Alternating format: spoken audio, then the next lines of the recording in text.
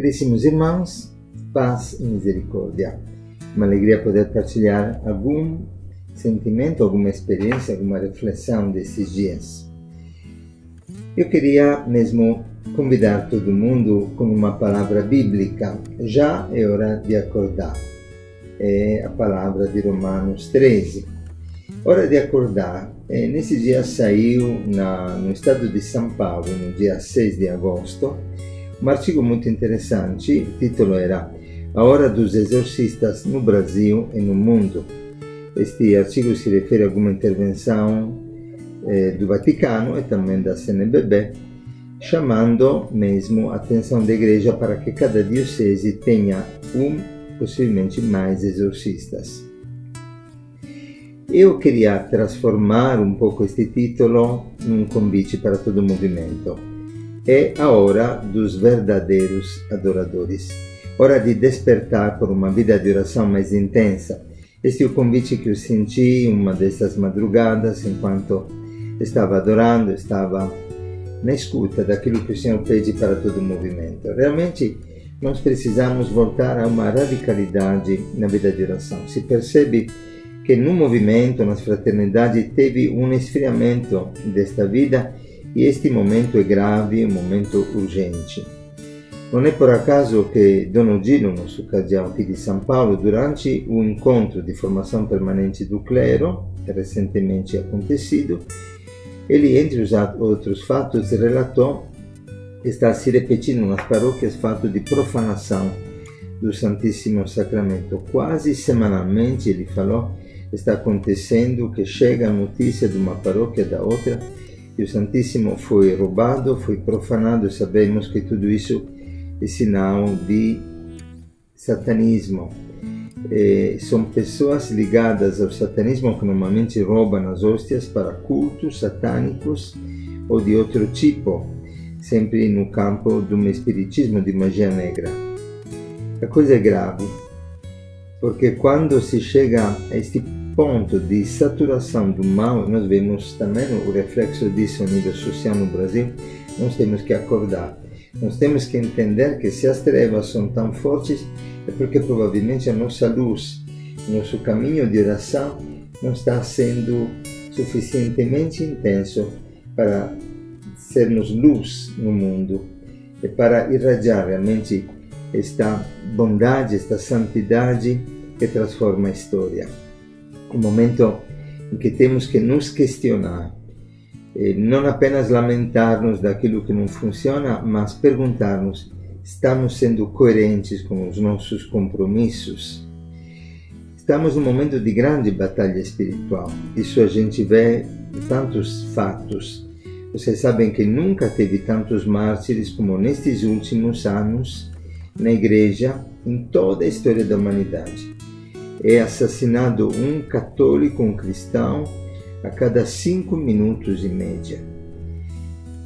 E não faz mais notícia, porque a vida dos cristãos é uma vida que já se tornou lixo para o mundo, uma vida que não é considerada. A morte dos cristãos não faz notícia. Nesses dias, na Nigéria, no dia 6 de agosto, dia da transfiguração ainda, aconteceu que na Nigéria foram assassinados 11 cristãos durante uma celebração eucarística e 18 foram feridos gravemente. Não sei se o número dos mortos aumentou, porque os jornais não trazem notícias. Eu fui olhar na Folha de São Paulo, no Corriere della Sera, um dos jornais mais lidos na Itália, não havia nem menção deste fato. Só no Avvenire e nas notícias do Vaticano encontrei este relato. É triste. Imagina se um padre tivesse caído na pedofilia, se não se saberia no mundo inteiro em 24 horas. Imagina se tivessem sido assassinados, por exemplo, 11 gays numa boate. Se a notícia não teria dado a volta do mundo, criando realmente uma repercussão nos meios de comunicação, manifestações nas ruas, nós vemos que as forças das trevas, neste momento, são particularmente intensas. Isso não nos maravilha. O Papa Leão XIII, no começo do Novecento, teve uma visão que é histórica e que é muito conhecida. Ele viu Satanás pedindo um século de poder para destruir a igreja e a humanidade. Deus disse: você terá poder, mas não conseguirá destruir a igreja. A gente passa por um momento muito difícil. Eu primeiro, Danilo nos falava isso no encontro das novas comunidades. Na história da humanidade, a igreja passou por grandes provações e são momentos também de grande graça, momento em que Deus suscita novos carismas, Deus suscita um caminho de santidade, Deus nos chama a assumir a história da humanidade com uma nova força.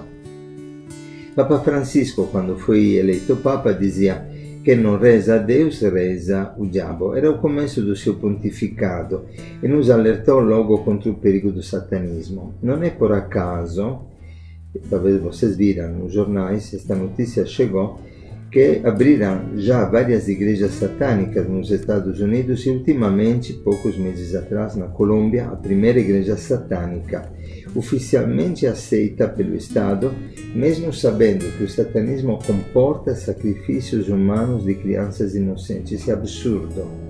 É absurda a cegueira espiritual dos nossos governos, de tantos povos, que está entregando o governo das nações nas mãos do próprio Satanás, por exemplo, com o aborto. Graças a Deus que ainda não conseguiu entrar, mas está tentando a cada dia entrar no Brasil. Até em alguma escola dos Estados Unidos está sendo proposto o ensino do satanismo, porque uma vez que é reconhecida como religião oficial, por que não ensiná-la para as crianças como acontece com outras religiões?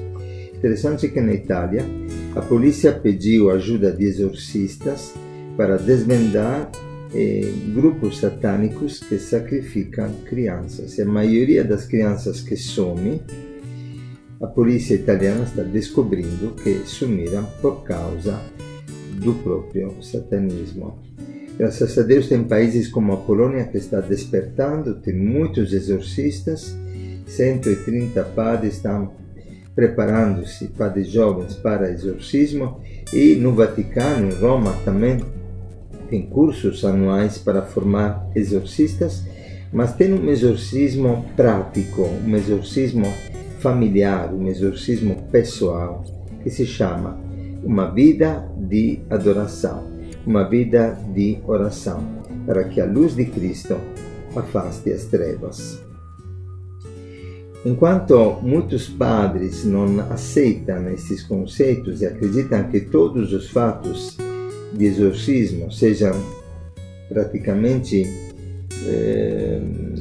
reduzíveis a problemas psicológicos, a manifestações patológicas, muito psiquiatra e muito psicólogo estão estudando, pelo contrário, o fato que várias patologias psicológicas e psiquiátricas provavelmente só podem ser curadas e ser explicadas a partir de problemas espirituais. Estava lendo uma nossa amiga, a doutora Raquel, que estuda muito esses fenômenos, me passou este artigo do Dr. Norberto Kepi, que, citando o Malachi Martin, um livro chamado Reféns do Diabo, dizia que realmente nós não podemos considerar que o fato psicológico seja apenas psicológico e o fato espiritual apenas espiritual, mas que sempre nas patologias o fato psicológico tem uma componente espiritual, porque o homem é uma coisa só. Eu sou deste parecer. Assim como o fato psicológico tem uma repercussão física, e um cuidado físico pode melhorar a nossa saúde psicológica, como é lógico, a nossa saúde espiritual melhora a saúde psicológica, melhora a saúde física e vice-versa. Um problema espiritual pode piorar ou gerar problemas psicológicos até graves, que só a partir de uma cura espiritual podem ser sarados. E isso é interessante porque nunca como hoje temos, nosso amigo Augusto Curi estuda muito esse problema e ele também entende que realmente há toda uma componente global problema, epidemia da depressão. E não se comunica ufficialmente o número dos suicídios perché si tem medo che possa realmente virare un contagio, uma moda. Padre Amort dizia que este exorcismo, porém, acontece por parte da pessoa. O exorcista apenas ajuda a pessoa no exorcismo. Aquilo que eu queria pedir então é voltarmos a uma vida de adoração profunda e realmente retomar. Digo isso em nome de Jesus. Eu senti fortissimamente no coração o convite a voltar à adoração perpétua, em particular em todas as nossas casas, e isso é possível. E a orar intensamente também para o Brasil. Na Colômbia, quando teve aquele fenômeno terrificante do cartel geral de Escobar, da droga, estava aterrorizando toda a América Latina, aconteceu que católicos evangélicos começaram a orar juntos, oraram num estádio e pediram realmente uma intervenção de Deus naquele país. Foram 4 semanas, se encontravam nas sextas-feiras. Isso me relatava uma minha querida amiga, pastora Damaris, em Brasília. E ela me dizia que depois desses encontros aconteceu que foi assassinado o líder cristão desses encontros e semana seguinte Escobar foi pego, capturado nos Estados Unidos e caiu esse esquema do cartel geral da Colômbia, de Medellín. Alguns de nós sabem, como católicos, que na Áustria, no ano 1955, ano que eu lembro porque nasci naquele ano, a Áustria estava na divisão que foi feita depois da Segunda Guerra Mundial, colocada debaixo do poder da Rússia, do comunismo russo. 500.000 austríacos começaram a orar o Santo Rosário diariamente. De repente, os russos abandonaram a Áustria sem nenhuma violência. Nós não cremos suficientemente no poder da oração que transforma a história. Não esquecemos o trecho em que Abraão intercede por Sodoma e Gomorra.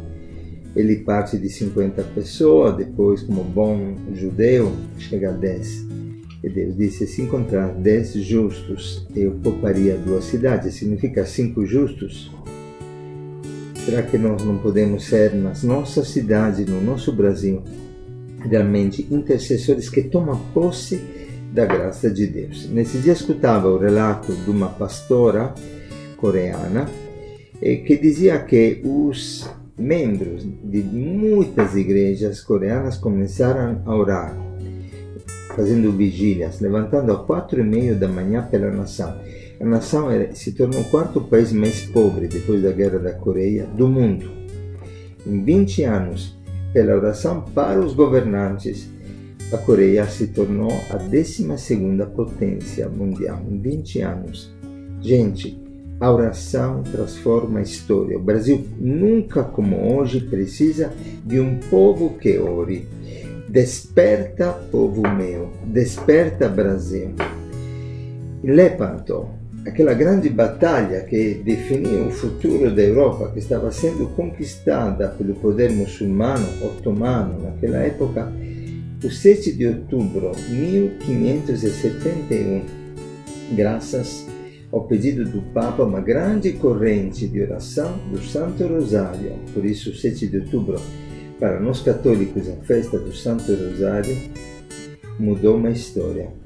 De forma inesperada, o exército naval cristão católico venceu os muçulmanos e a Europa foi liberta desta ocupação dos muçulmanos, desta invasão violentíssima que parecia não ter muita possibilidade de sucesso.